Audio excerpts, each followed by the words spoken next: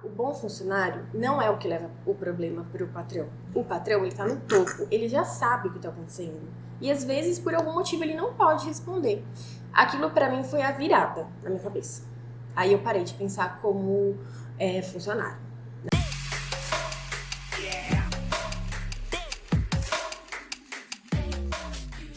Fala galera, beleza? Chegamos a mais um episódio do podcast de Pouco em Pouco, podcast voltado ao empreendedorismo, mas não só pela ótica e pelo glamour, depois tudo deu certo.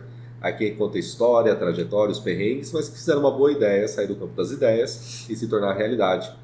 Estou eu aqui, Emerson, representando a Bússola Consultoria de Gestão Empresarial, e o Luiz Vacari representando o Love Burger, e o Nath, como sempre, logicamente, já peço para você, compartilhe esse vídeo, marque seu amigo que é empreendedor, que está pensando em empreender, porque o YouTube ele entende o algoritmo de, né, a pessoa está compartilhando o conteúdo relevante. Já são quantas horas de conteúdo já, galera? Mais de 90 horas de conteúdo.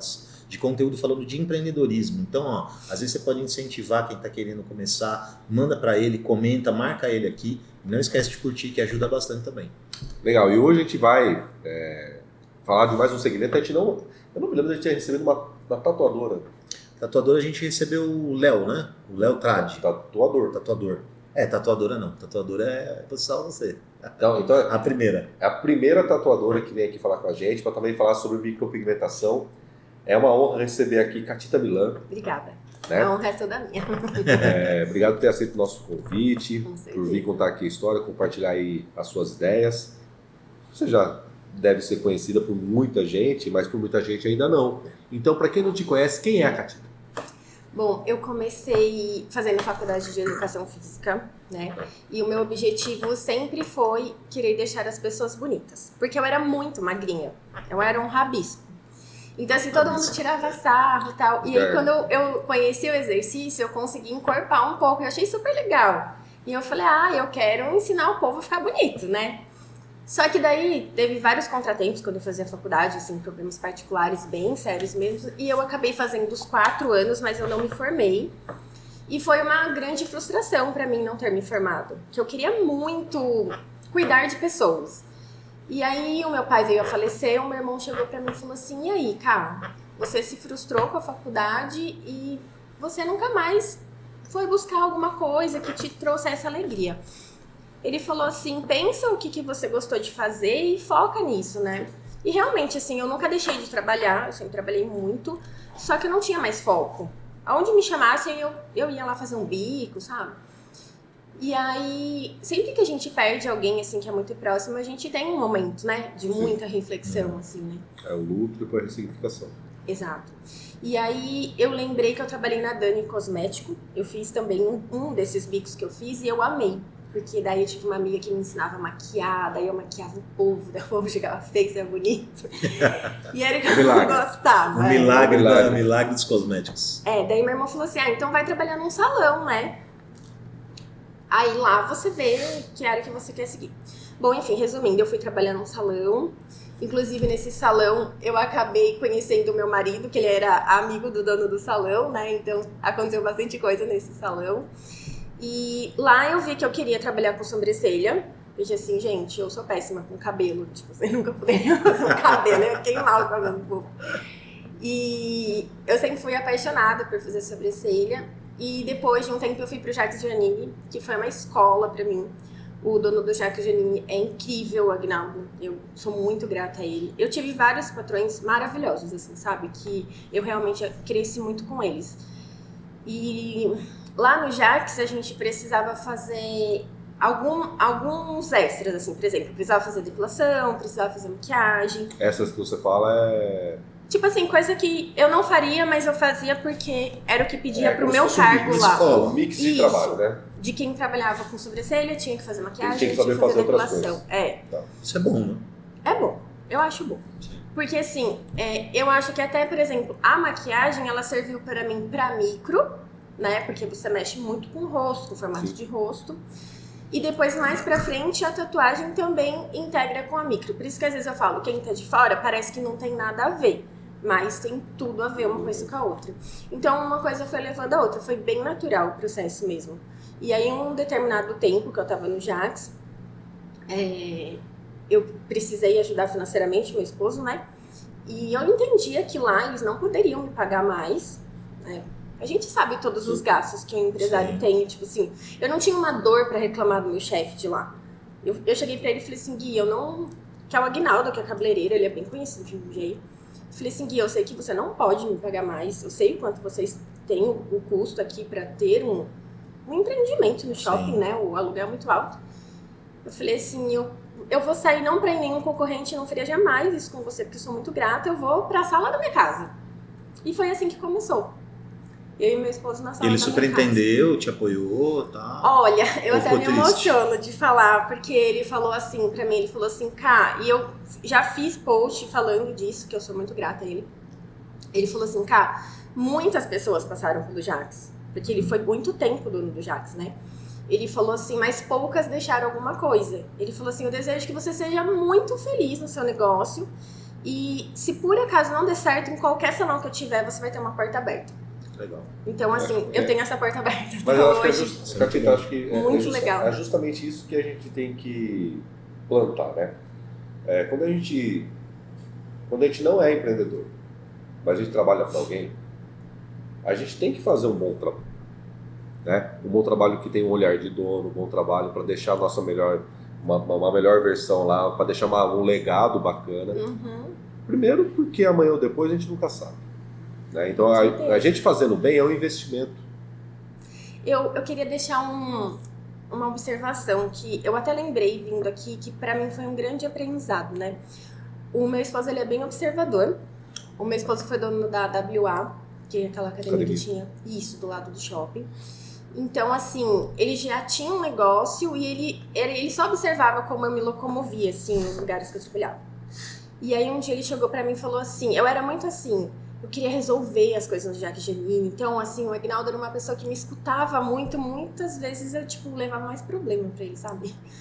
E aí um dia minha esposa falou assim pra mim, Cá, o bom funcionário não é o que leva o problema pro patrão. O patrão, ele tá no topo, ele já sabe o que tá acontecendo.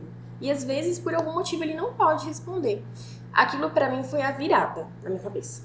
Aí eu parei de pensar como funcionário, né? Mesmo eu sendo MEI já lá, eu tinha cabeça de CLT ainda. E aí foi quando, assim, eu vi todo mundo de uma forma muito diferente. Eu não passava mais problema. Eu entendia que para eu ser uma funcionária boa, eu tinha que estar ali, fazer o meu. E o Aguinaldo me ensinou uma coisa que eu sou muito grata, porque quando eu comecei lá, eu não tinha cliente. Não tinha nenhum cliente. Eu trabalhei antes com o Spadoni, eu era tipo assistente dele, e eu não ia avisar os clientes dele que eu tava saindo. Uhum. Tem nada a ver, os clientes eram dele. Então eu fui com a cara e com a coragem. E ele falava assim pra mim, Cá, quantos clientes você precisa ter por dia? Aí fazia eu ficar pensando, né?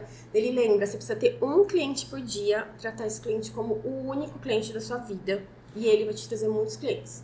E fazem 10 anos que eu atendo por indicação. Eu não tenho placa no meu negócio. É um espaço privado mesmo, que foi a ideia que eu queria. Eu não queria um ambiente de salão, porque eu não gostava do ambiente de salão, né?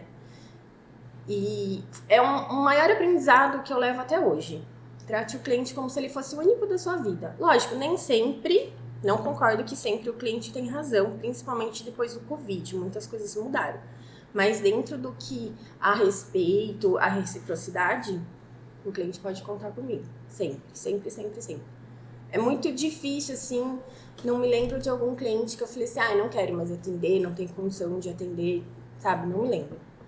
Porque eu continuo pensando do mesmo jeito até hoje. Mas são ensinamentos, né? Então são ensinamentos, a gente vai, talvez, tudo, pelo que você contou, você viu bastante coisa. Uhum. Tem certas coisas que acontecem com a gente na hora certa.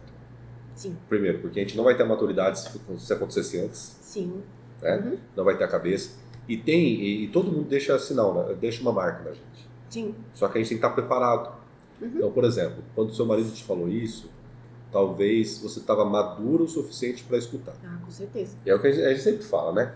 Não adianta a gente falar, por mais que a gente esteja falando a verdade, e que aquilo seja o correto, e aquilo seja bom para a pessoa, não adianta a gente falar para ela se ela não estiver no momento dela. Sim.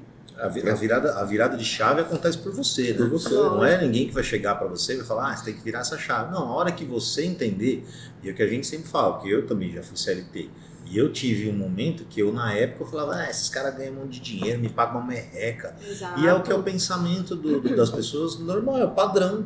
Né? Só que a hoje pessoa, pode ser o colaborador falando que isso. hoje pode ser o colaborador falando isso. Então, assim, quando a pessoa ela começa a entender que o patrão, né, por mais que tenha aquela coisa o patrão é explorador, existem. Vamos dizer que Sim, existem. concordo. A fama não existe à toa. A fama não existe à toa, né? Mas assim, eu acho que hoje com as leis, com um monte de proteção, a proteção está muito mais do lado do CLT do que do patrão. Eu acho que mais assim, não vamos dizer que, né? Mas assim, e não é nem isso, mas assim, é o funcionário entender a dor do patrão também, como é entender a dor do próximo. Entendeu? Então, cada assim, um vai ter a sua, né? Cada um tem a sua. Dependendo de cada etapa que cada um tá na vida, né? Exatamente. Eu concordo E aí com isso você. vira a tua chave.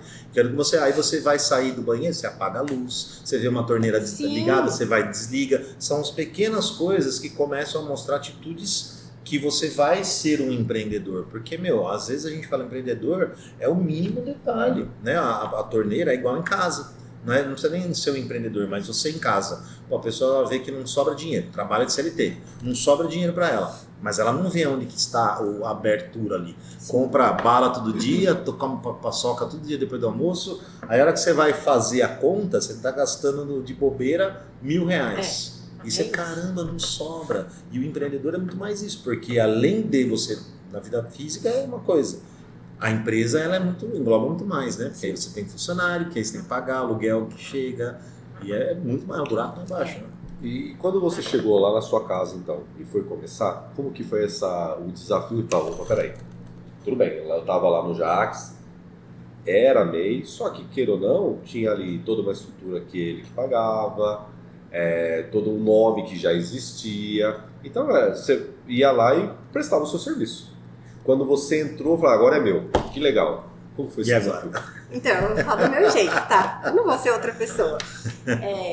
Olha, foi muito louco, porque, tipo assim, além de ter tudo isso, quem é mulher e teve um negócio dentro da própria casa, vai me entender. É um desafio muito grande.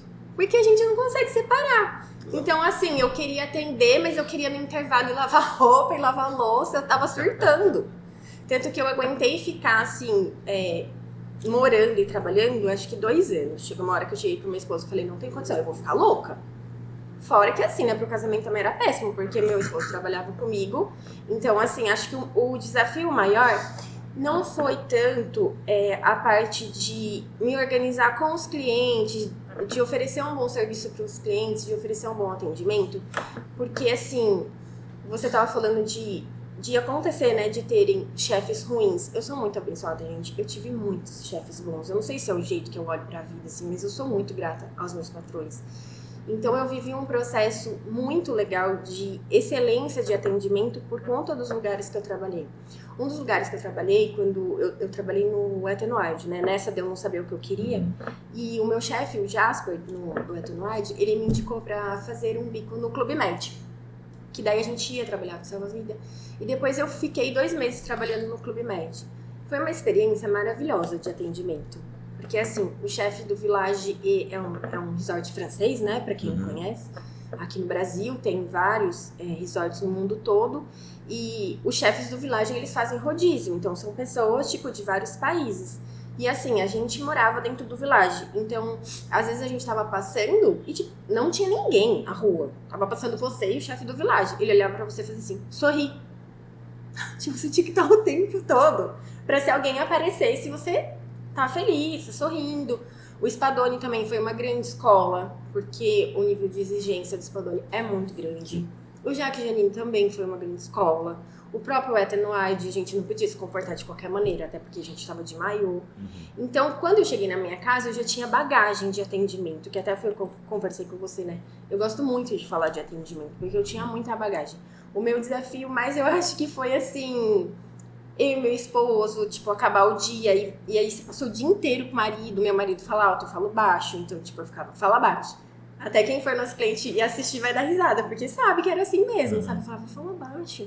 E ele falando, não, então no final do dia era o dia inteiro eu falando fala baixo e ele, tipo, tem que abaixar o tom de voz. Então, assim, eu acho que o desafio maior e que é algo que todo mundo pergunta pra gente, a gente ainda trabalha junto, como que a gente conseguiu ficar trabalhando junto, né? Então acho que não foi tanto a parte de ali Mas da vocês trabalham junto operacional. no mesmo espaço ou a mesma empresa? No começo, sim, a gente trabalhava no mesmo espaço. Mas o negócio dele é outro. Ele é barbeiro. Ah, ele é barbeiro. É. Ah, tá. Mas era um espaço menor do que aqui e que a gente era separado por uma cortina. Na verdade, gente, eu sou a improvável. Tipo, Não, nem sou separado legal. não é separado. Fala baixo. Não era separado, era na mesma sala. E era muito curioso, porque a mulherada, vocês homens, vocês não percebem, mas quando vocês conversam e tem mulher perto, vocês conversam uma coisa. Quando não tem mulher perto, vocês conversam outra. É muito interessante. Não, é lógico que a gente sabe. Não sei se vocês têm total Lógico consciência que é, às disso. vezes Lógico escapa que alguma sim. coisa, talvez. Lógico que né? sim. Na verdade, é de vez em quando. Ruim, né? Não é nada ruim. É mais solto. É mais sem filtro. Mais relaxado. É mais sem filtro. Fala mais besteira. E é muito engraçado que, tipo assim, a mulherada acha que os homens vão ficar falando de mulher. E não era isso. Então, as minhas clientes, quando o meu marido tava atendendo algum cliente dele, elas não conversavam comigo. Elas ficavam tipo, ai, cara, deixa eu escutar a conversa deles. Porque daí, como era separado por uma cortina, às vezes os homens esqueciam que a gente tava ali. E a gente fala baixinho, né? E aí todo mundo queria escutar o que eles estavam falando. Então, sim, foi um processo muito interessante. Às vezes tá falando de Dragon Ball Z, né? Não. Esses dias eu vi, Você tinha uma acha mulherada, um meme. Você acha homem idiota? É só você Só escuta Você o vai que ter eles certeza falam, escutando né? eles conversar. Aí era muito Homem é interessante. muito tonto. E aí foi se criando um ambiente sem querer. O que eu queria era não ter um ambiente de salão, mas eu sou muito feliz porque criou um ambiente melhor ainda do que eu esperava, que é um ambiente muito familiar. Os maridos levaram as esposas. É muito mais... a mulher influencia muito mais o homem, isso daí não tem, é um fato. Então, muitas clientes minhas levaram os maridos para o meu esposo atender. E depois foram com as crianças. E aí a gente viu que não dava mais, não cabia. Porque, por exemplo, estava apertado. Então, às vezes chegava você com a sua esposa e depois chegava a minha cliente com o marido e mais a criança. E aí a outra cliente, acontece até hoje, os nossos clientes gostam de chegar mais cedo para ficar conversando com a gente.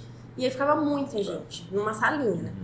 Aí a gente saiu de lá, mudou para outro lugar, de endereço mesmo, e lá continuou só para atendimento. Então a parte da frente da casa é só dos homens, porque daí eles podem conversar, falar o que eles quiserem. Pode ser idiota quanto quiser. Pode ser idiota quanto quiser. Pode falar qualquer bobeira.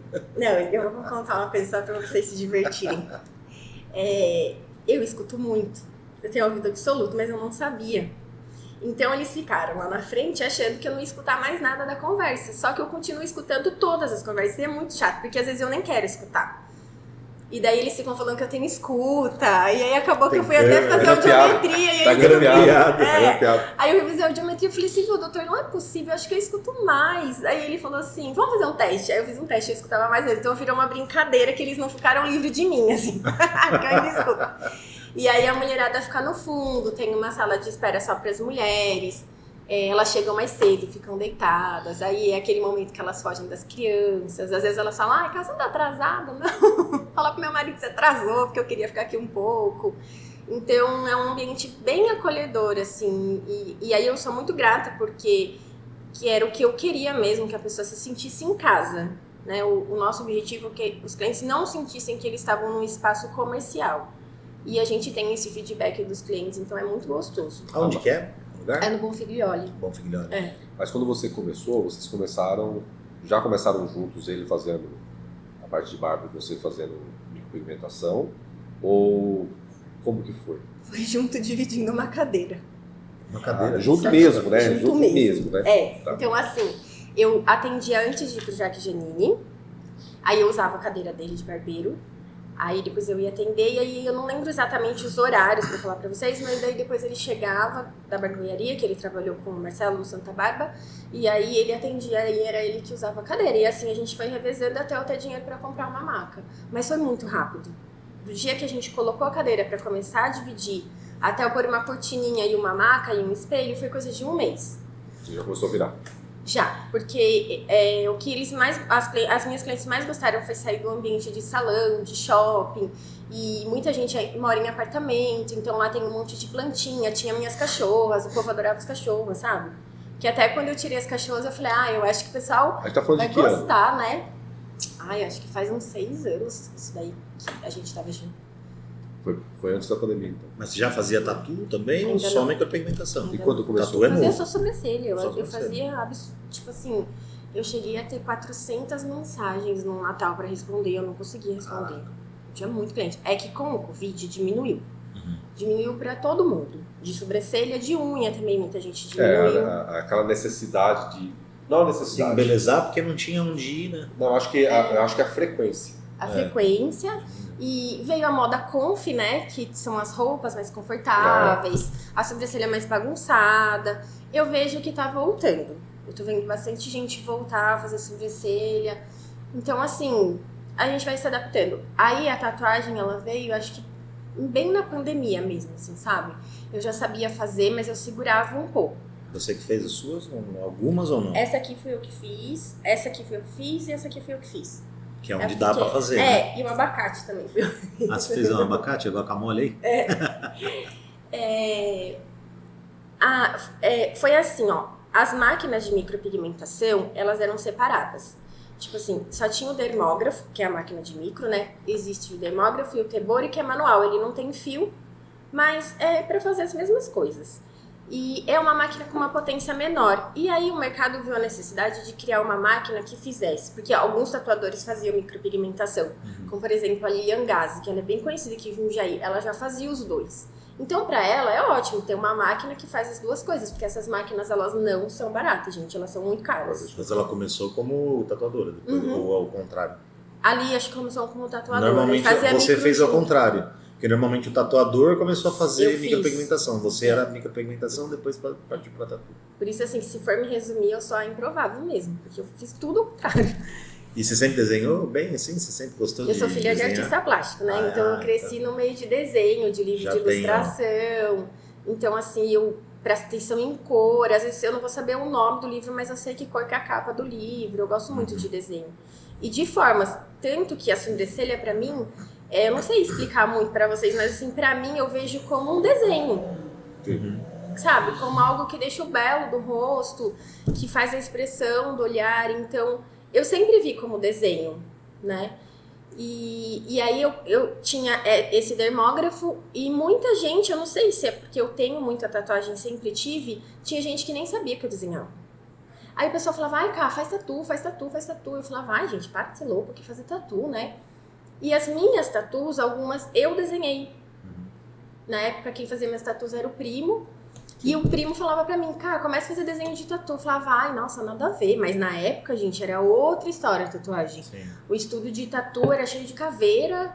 E, assim, a gente era marginal, entendeu? Então, assim, eu não conseguia ver que poderia dar certo. E aí eu fui comprar uma máquina nova e o dono da loja falou assim, cara, pega essa máquina aí que ela faz tatu também. Aí, gente, eu lembro de eu pegar é tipo uma pele artificial, sabe? Aí eu peguei a pele e comecei a fazer desenho, assim, com a máquina. Ele falou assim, Catito, pelo amor de Deus, você tem que começar a fazer tatuagem. Tá ficando bom. Daí, eu falei, tá bom, vai, seja que Deus. Aí eu fui, assim, de feliz, sabe? Para minhas clientes. Falei, ai, gente, comprei uma máquina que faz tatu também. Tipo, como se a máquina fosse fazer a tatuagem sozinha, né? Põe lá o braço. Pronto. Tchau. Imprimiu. Daí, cara, foi um negócio que eu não sei explicar pra vocês, assim, de tudo que eu já vivi, foi a coisa que aconteceu mais naturalmente, sem sombra de dúvida. Não tem explicação.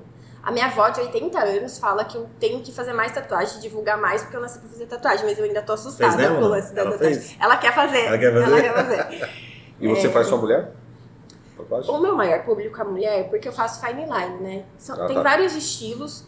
Hoje já é bem separado, assim, cada tatuador já consegue fazer seu próprio segmento, porque diversificou muito, né? Sim.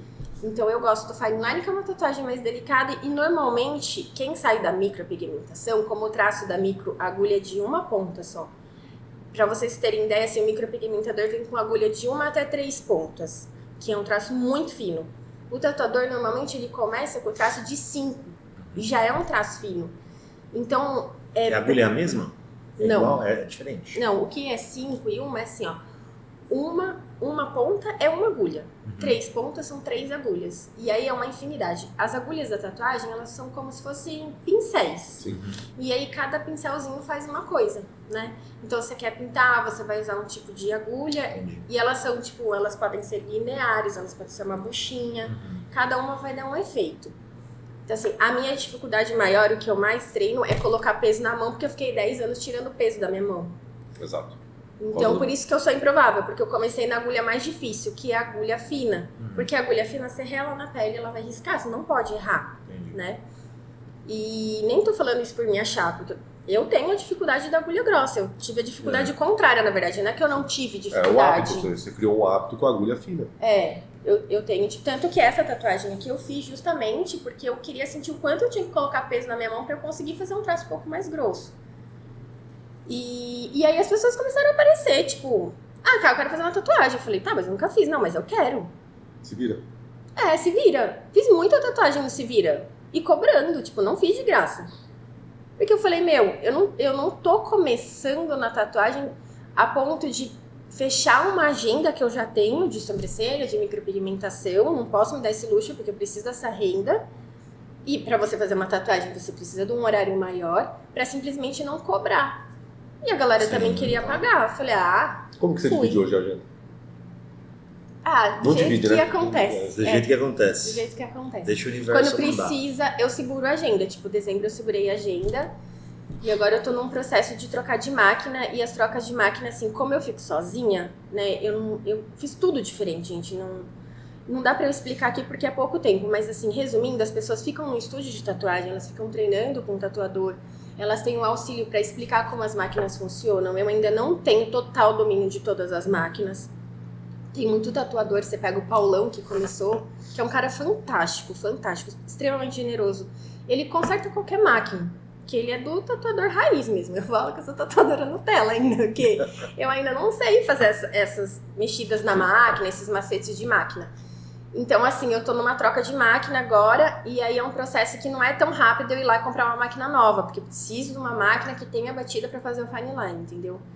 E aí eu fui aprendendo tudo na raça mesmo. Já peguei máquina que eu falei, meu Deus, tô com uma cabrita nervosa na mão pra fazer um traço bem fininho. Aí você vai pegando jeito, né?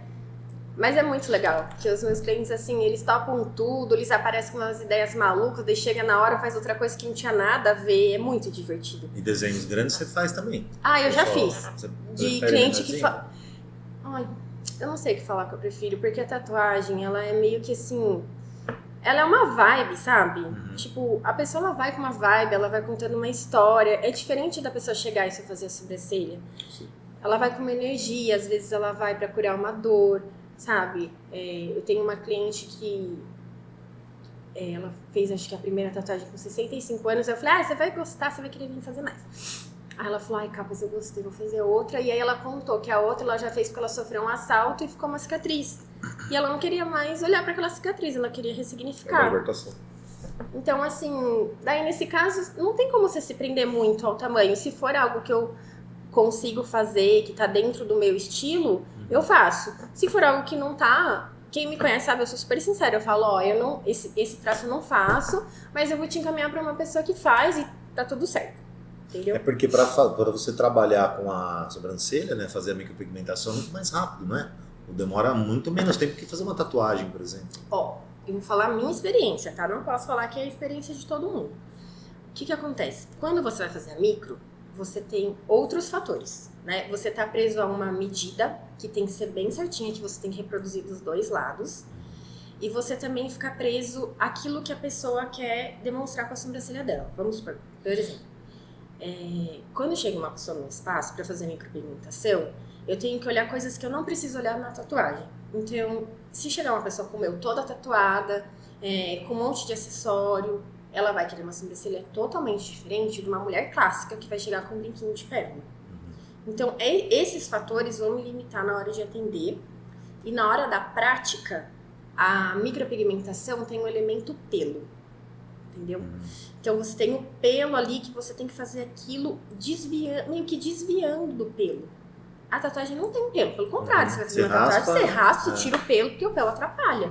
Ele bate na agulha. Então são desafios diferentes e vibes totalmente diferentes. Você tem que tirar medidas, né? Certinho, da cabeça da pessoa, para não ficar uma. Senão a pessoa fica assim, né? Tem a medida. Tem a medida, tem gente que só vai pela medida. E eu coloco tanto as medidas como os traços das raças. Por exemplo, se você pegar uma mulher preta, é preta que fala, né? Mais retinta, né? Sim. Acho mais bonito falar assim. Se você pegar uma mulher mais retinta, ela vai ter o nariz um pouco mais largo, que é da raça dela. Então, consequentemente, eu não posso juntar o meio da sobrancelha dela. Ela vai ficar visca. Entendeu? Tem todos esses A truques. linha puxa o... Se você trouxer mais pra cá, porque mede pelo nariz, né? Só que tem gente que não pega essa medida do nariz. Porque tem umas medidas, a gente tem medidas muito iguais, assim, todas as pessoas. São variações, assim, que todo mundo vai ter. Não vai sair muito daquilo. Você não vai ter aqui alguém com espaço de 3 aqui, ó. Não vai. Porque a sobrancelha vai estar super separada e você vai perceber que tem alguma coisa errada. Então, só que algumas pessoas só vão pela medida. Elas não consideram os traços da raça, entendeu? Então, é totalmente diferente. Isso vai fazer com que você atenda de uma forma quando você está micropigmentando e atenda de outra forma quando você está tatuando. Porque daí na tatuagem você não tem medida, mas você tem a história, o que ela quer contar. Contexto. Sim. Eu acredito que... Eu gosto muito de fazer letra, mas eu acredito que letra, ela tem que combinar com a identidade da pessoa e com a história que ela quer contar, entendeu? Tá, se for pensar, então, a micropigmentação dá muito mais trabalho do que uma tatuagem, né? Se você for analisar, eu tô por fora, eu sou de fora, mas analisando o contexto que você tem que ter esse conhecimento de até a raça, porque às vezes a gente vê um monte de trabalho, é de mal feito, né? Sim. Outras vezes você vê, a pessoa tá E com a até sobrancelha machucado. torta, Machucar a pessoa. É um né? absurdo. Então eu acho que é até um trabalho maior, né? É um trabalho que tem que ter muita responsabilidade. É um trabalho que você tem que fazer, assim como a tatuagem também, tem que ter uma ficha de anamnese. Não dá pra você fazer qualquer coisa em qualquer um. Tem muito tipo de tinta, o mercado fica trocando por comércio mesmo, sabe? Tipo, agora eu lancei uma tinta, é a minha melhor tinta. Daí o outro vai lançar outro. É um mar, uma infinidade de tintas. Você tem que ter conhecimento dessas tintas. E o mundo da micropigmentação, que me perdoe os micropigmentadores, mas eu acho um mundo muito fechado. Não tem muita troca. Não. Então eu não me identifico tanto. Por quê? Eu sou uma pessoa assim, gente. Eu gosto de prata, eu vou comprar prata. Mas eu não vou num lugar que tá um monte de gente com bolsa cara, tipo, me endividar com uma bolsa super cara porque eu quero estar incluída. Eu não sou assim. Entendeu? Eu sou tipo, se tiver uma bolsa de R$10 que eu gostei, eu vou me sentir bem, depois eu vou enjoar, vou jogar fora, tá tudo certo. E aí é muito difícil esse mundo porque você chega e você é julgado pelo seu carro, pela sua bolsa, que tudo bem, né? É o mundo normal, é a realidade, né? Mas é um pouco desconfortável pra mim, porque eu sou muito assim, descoladona, sou muito autêntica ainda, e eu fico meio perdida, sabe? E aí no mundo da tatu já é totalmente diferente. Essa tatuagem aqui, ó, eu cheguei pro Paulão e falei assim, Paulão, eu tenho outra borboleta dele aqui, né? Falei, cara, sua borboleta faz o maior sucesso. Eu quero aprender a fazer borboleta igual você faz. Porque eu amo borboleta. Falei, lança uma borboleta no meu braço e eu pago a mais, você me ensina. Eu fui lá no Paulão, ele fez a borboleta, ele me explicou um monte de coisa, me ensinou a montar máquina. Nunca isso acontece na micro, mas nunca. Se você quiser, você tem que comprar um curso de 300. Caríssimo. Que depois vira um curso de 5.000, que vira um de 50. E eu vou falar, não vou citar nomes, mas eu já fiz muito curso, gente. Eu tenho muito curso. Tanto que a minha foto, você viu a parede de diploma que tem lá. Eu tenho mais diploma que sou louca de estudar. Eu amo estudar. E eu já ouvi nos bastidores que eles não entregam tudo. Porque eles não querem pessoas competindo. Na tatuagem não é assim. A gente entrega tudo. Se alguém vier perguntar alguma coisa pra mim de tatu, eu vou explicar tudo que eu sei. Porque a gente não vê o outro como competidor, porque é arte. Então, tipo assim, cada um vai entregar a sua arte, o seu talento, entendeu? Você pode pegar a base, mas a entrega final é diferente. E mesmo da sobrancelha, assim, é por isso que eu acho uma bobeira, sabe? O olhar que eu vou ter pra uma cliente é baseado na minha experiência, na minha vida, na minha história, até história do dia a dia, assim. Então, e a outra pessoa pode vir marcar fazer as mesmas medições, né? Eu cheguei a ensinar algumas pessoas, vai fazer as mesmas medições, não vai ficar igual e tá tudo bem, também vai ficar bonito, também vai estar certo. E às vezes o cliente pode até se identificar mais com o olhar da outra pessoa e tá tudo certo, entendeu? E você faz mais mulher. Micropigmentação normalmente é mais mulher, né? A micro é Homem não mulher. Homem na tatu eu faço, assim, os amigos do meu marido, os clientes dele eu já fiz e que gostam de letra. Normalmente eu foco mais em letra nos homens. Mas eu faço, meu público, a maior parte é o feminino. E de sobrancelha mesmo, de design de sobrancelha, eu também tenho cliente homem. Tipo, o homem é bem fiel, assim. Mas a Catita é empresária. A Catita que tem que ver agenda, entrada, receita, o quanto que compra, o quanto que não sofro. compra. Sofre? Eu sofro. Eu sofro porque, assim,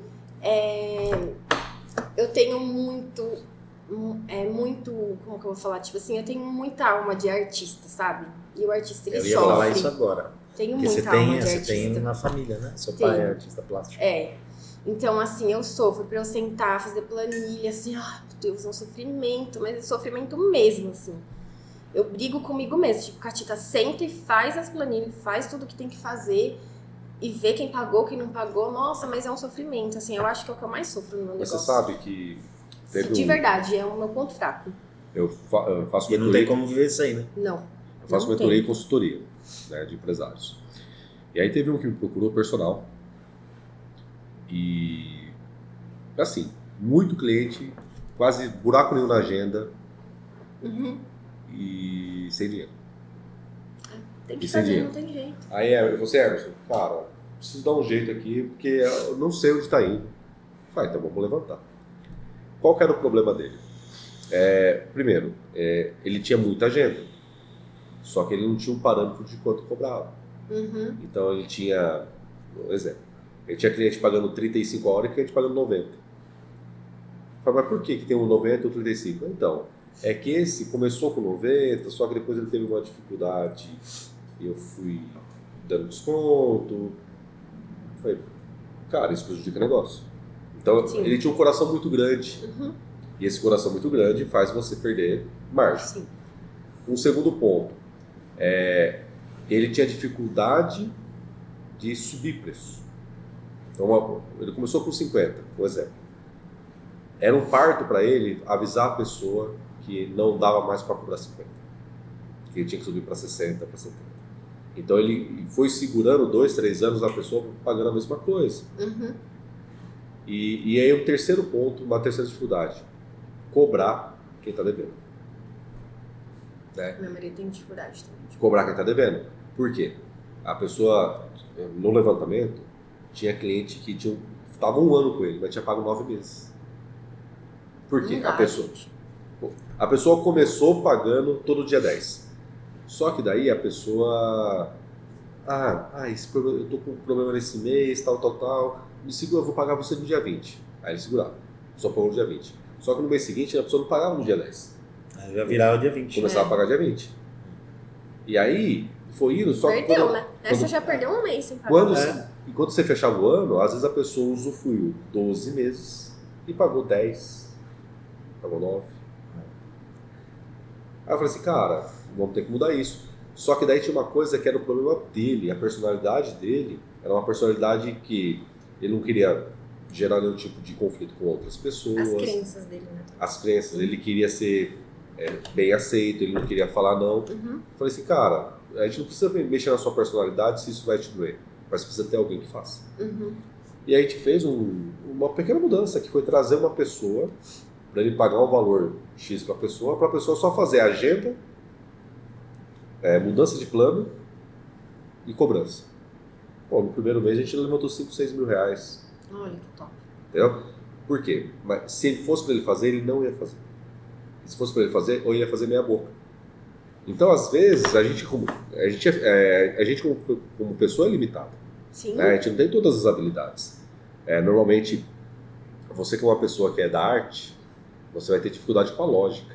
Sim, com certeza. Uma pessoa que é da lógica... E é normal, né? Cada um no seu quadrado. Sim. E uma pessoa que é muito lógica, que é boa de números, que é boa de estratégia, que é boa de cenários, ela vai ser difícil para a arte, para a criatividade, para aquilo que é inesperado. E tá tudo bem. Agora, uma coisa que a gente sempre fala aqui, o teu CNPJ não pode sofrer pela falha do CPF. Lógico. O teu CNPJ ele é meio que soberano, assim. Então, se você começar a transferir aquilo que você tem como defeito, como imperfeição, do teu CNPJ, o seu CNPJ vai ser um CNPJ doente. Né? Com certeza. Quando você, como empresário, começa a entender, você, pô, hoje você sabe que você não gosta, mas você sabe que para você crescer, eu tenho que fazer. Ou você vai ter que colocar alguém para fazer o que você não faz bem. O que eu percebi, assim, eu acho que o que foi uma grande dificuldade foi o Covid, né? Mas, como o Alex já era empresário, que é meu esposo, né? Então a gente sempre teve aquele plano de ter o dinheiro guardado. E eu vi muitos amigos meus falirem porque não tinha de onde tirar dinheiro. E também o que me ajudou nessa fase foi a tatuagem. Porque daí o pessoal não fazia sobrancelha, mas como era um ambiente hostil psicologicamente, as pessoas queriam se tatuar. Porque era uma forma de sair aquela dor. Então eu fiz bastante tatuagem na época do Covid. Só que nessa de fazer as tatuagens, eu não remanejei o valor da sobrancelha. Porque a pessoa tava sem dinheiro. E eu achei que ninguém tava remanejando. Tipo, eu viajei na maionese mesmo, sabe? Tipo, eu fiquei naquela, vou fazer tatuagem que eu ganho dinheiro, meu Deus do céu, o que vai acontecer? Você parou de olhar mercado. Parei. Eu viajei mesmo. Aí quando eu fui lá de novo, eu tava muito abaixo. Meu valor tava muito abaixo. E aí eu tô tentando recuperar o valor. Porque não dava pra eu fazer o reajuste do que... Então, assim, tipo, eu tava cobrando, sei lá, R$40 e a galera já tava cobrando 80. Mas a galera de salão ou de... De salão. Eu sempre vejo quem tá ao mesmo nível que eu, né? Então, assim, quem é o mesmo padrão de atendimento, tem mais ou menos os mesmos cursos, mesma região, tem que ver tudo isso, né? Sim. E aí eu falei, meu Deus do céu, não vai dar. Não, porque às vezes eu pergunto porque você coloca 40 pra você que não tá dentro de um shopping, por exemplo, tá tudo bem, né? Porque 80 pau às vezes é pro cara tá no salão shopping. Né? Não, eu tava vendo... Você compara, tipo... Mas tem que ver o poder de compra, né? O quanto que a pessoa, na verdade, tem que ver o quanto a pessoa tá pagando, né? Tava vendo. E eu ainda não consegui chegar no valor, eu ainda tô abaixo, né? Tá dando pra levar, mas foi um vacilo de... Perdeu o time ali. Perdi. Aí, o que eu falei para esse profissional que eu fiz o atendimento dele é que às vezes a gente tem que saber, é dolorido, mas a gente tem que saber desapegar. Sim. Tá? Então, por exemplo, mas esse cliente aqui, puta, faz 2 anos. Eu falei, hein? Você tá valorizando ele porque faz 2 anos que ele tá com você, mas ele tá valorizando você. Exato. E uma outra coisa que eu não fazia, tá? Não fazia, eu passava um estresse absurdo, que era a pessoa faltou cobrar. Daí de uns 2, 3 anos, pelo menos em dezembro eu já começo a avisar. Se faltar e não me avisar, eu vou cobrar. Cobrar não tem jeito. E eu até tive uma experiência interessante de uma cliente que sempre faltava. Ela marcava e faltava. Só que às vezes ela aparecia e era isso aí. Era uma cliente que eu gostava, que já era do Jax e tal. Tem muita cliente que vem de outra cidade, ela era uma, só que eu acho que, sei lá, o que aconteceu. E aí ela... falou que ela tava vindo, e aí ela falou assim, eu não vou conseguir chegar, eu não tô conseguindo ver que horas eu vou chegar. Eu fui bem inocente mesmo, sabe, eu não fiz de propósito. Eu falei assim, deixa eu abrir pra você no computador, porque na hora eu tava na correria, eu falei assim, sei lá, deve estar sem sinal, né? Eu falei, eu vou abrir pra você aqui no computador e eu vejo que horas que você chega, se dá tempo de eu te atender. Gente, o que eu posso fazer pra cliente, eu faço. A minha cliente sabe, se eu falar assim, não tem horário, não dá pra atender, porque eu não tenho horário mesmo. Portanto, não tenho problema disso com elas. E aí, gente, não tinha trânsito. Ela ia chegar e ela queria desmarcar comigo 1 hora antes. Daí eu falei, olha, é o seguinte, dá tempo, venha, né? A sua história não tá casando. Na hora de falar, né? Porque já tinha começado a dialogar, tinha que terminar a conversa. Aí ela falou assim, não, eu não vou, porque não vai dar, já desmarquei outro compromisso, não dá tempo, isso que eu falei, não, tudo bem. Só que é o seguinte, dá tempo, você tá escolhendo não vir, tá muito em cima, eu não consigo colocar outra cliente e eu não tô mais trabalhando desse jeito. Eu falei, então eu preciso que você faça uma transferência de pelo menos metade do valor do serviço, porque eu estou aqui disponível para te atender. Eu estou com a minha agenda fechada, eu não consigo colocar e eu vivo disso. Ela não gostou, provavelmente é uma cliente que eu perdi, só que eu precisei ter a frieza de entender que também não é uma cliente que eu tava ganhando. Porque ela tava pegando o horário de outra cliente que não iria faltar. Então, e não estava te respeitando. Não, e eu não ia receber nada, gente. Então é tipo um cliente fantasma que tá ali. Mais do que isso. Com todo respeito a quem falta, pelo amor de Deus. Né? A gente tem que começar a conviver com ambientes recíprocos. Sim. Né? Então, se eu quero ter excelência no atendimento, eu quero ter dar uma experiência bacana, e eu quero que esse cliente se sinta único. Eu quero valorizar esse cliente. Sim. Mas eu preciso ter clientes que valorizem a minha história, a minha trajetória, o meu trabalho. Porque senão não dá certo. Né? Então, quando você aceita ficar com alguém que não te valoriza, você está abrindo mão do teu valor pro mercado. E você perde um que te valoriza, né? Exatamente. Alguém está ocupando alguém que te paga Então, 40. às vezes é melhor você perder do que ganhar um cliente. Às vezes é um cliente que, Eu não sei se eu vejo certo, mas eu acho que quando você atende um cliente que falta muito, gente, assim, eu tenho muito bom senso.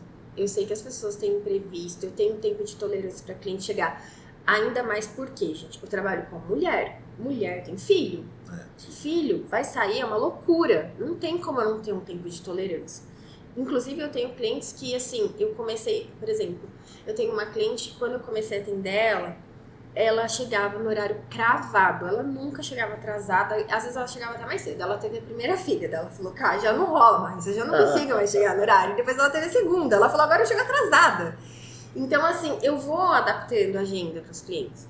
Então, assim, eu também vou querer essa reciprocidade. Eu vou querer, assim, estar sentadinha ali esperando alguém que você... Pelo menos eu me preparo. Assim, se for atender você, é uma energia. Se for atender você, vai ser outra. Cada um é um ser humano totalmente diferente. Único, né? Gente, eu poderia atender em 15 minutos. Eu me recusei desde o começo. Eu falei, não faço isso ser em 15 minutos. Não é essa a forma que eu quero atender, não é isso que eu acredito. Porque eu acho que em 15 minutos... Não cria relacionamento. Não, você nem olha. Tipo, a minha cliente, Tá bom, ela senta para. ali, tá, beleza, tchau, obrigado. Principalmente quando as minhas clientes eu atendia na frente da casa, que era junto com meu marido, eu ficava igual aqui, ó, na frente assim da janela. Então eu via minha cliente abrindo o portão, eu já sabia se ela tava bem. E elas amavam isso. E hoje, conforme elas passam, elas têm que passar na frente da minha sala, né, pra ir pra sala de espera. Aí eu já vejo se ela tá bem, pela roupa que ela tá vestindo, eu sei como que tá a energia dela, se ela tá num dia legal, se ela tá mais cansada. E o que você vê em 15 minutos? Então, eu também vou querer que a pessoa goste de ser atendida assim, porque às vezes a pessoa não liga, ela prefere um lugar que ela seja atendida super rápido, que ninguém nem fale direito com ela, e também tá tudo bem, entendeu? Não, mas esse tipo de trabalho, né, de, por exemplo, cabeleireiro, estética em si, a pessoa ela não vai só pelo cortar o cabelo, Pela né? experiência. Ela vai pela experiência, porque ela gosta de conversar com a pessoa. Eu, quando eu tinha cabelo, né? Que eu contava, quando eu tinha cabelo, né? Eu ia num cabeleireiro, sempre no mesmo cabeleireiro, porque, e eu ia pra raspar. Eu podia raspar em casa. Homem é Mas super por que fiel, eu ia? gente, super fiel. Eu ia porque, era o dia de encontrar o Carlão, que é o Carlão Celidônio. Eu vejo isso com ela. Então, eu vou lá porque eu gosto de bater papo. Eu gostava de bater papo com ele conhecia a família. Então, é bem isso. É bem isso. Agora, em 15 minutos você faz relacionamento? Imagina você tá lá, o cara... Enfim, R$50. Tá, tchau. Roubou, né? E aí, entre os desafios que a gente tava falando, né? Colocar isso de uma forma que a pessoa se sinta confortável, que ela se sinta em casa, porém que ela pague. Exato. Entendeu? Então, eu acho que... eu acredito para algumas pessoas, dependendo da crença que a pessoa tiver, ela vai achar que ela tá ofendendo de cobrar o cliente. Eu já não tenho isso. Minha dificuldade mesmo é sentar ali e ficar fazendo planilha. Planilhas não têm curvas de desenho. Exato. São lógicas. É difícil. O A mais B é sempre C. Pensa nas fine lines. Várias. Gatita, a gente tá indo pra reta final, já faz 47 minutos que a gente tá começando a passar rápido. Projetos, o que você pensa para o futuro? O que você está projetando aí? Então, agora eu tô na fase que eu preciso decidir no que eu vou focar, né? Eu seguro bastante a tatuagem, eu tenho muito mais foto Potencial. de tatuagem que eu já fiz, muito, mas muito mesmo, tipo, deve ter, sei lá, quantas vezes mais do que tá lá. E eu tô refazendo meu Instagram, né, porque eu tinha um Instagram com bastante seguidor, aí eu fiz a burrice de... Porque assim, eu tinha 2 Instagrams, um pessoal, eu vou até compartilhar isso porque às vezes foi a dificuldade de alguém, tá? Eu tinha um pessoal e o do salão. E aí eu segui as minhas clientes nos 2. Aí eu tive a inteligente ideia de falar, eu quero seguir só os profissionais no meu profissional, porque daí eu tenho acesso a conteúdo novo, material novo, etc. Fui dando um follow, aí eu caí no Shadowban, porque daí achou que era o robozinho, então sempre que eu chegava numa quantidade X de pessoas, ele derrubava. Além dele bloquear, ele derrubava. E aí no último curso que eu fiz, a Sabrina, que tava de mentora, ela falou, mas estranho, eu te seguia, não tô mais te seguindo. Aí olha só o que acontece, a pessoa coloca pra seguir quando eles estão derrubando, então você vê que a pessoa começou a te seguir, depois quando ela fecha todas as abas do celular dela, ela não tá te seguindo mais. E pra descobrir isso, gente, eu falei com um hacker, eu não queria perder, né? Porque eu já tinha construído ali uma quantidade legal de seguidores. Só que daí a hora que eu vi que não tinha mais o que fazer, tive que abandonar. Então eu tô no processo de refazer o Instagram. E nesse processo também tem o que você falou de estar muito apegada com os clientes de sobrancelha do design. Então eu fico naquele sofrimento, tipo assim, se eu focar mesmo na tatuagem, eu não vou mais ver essas pessoas.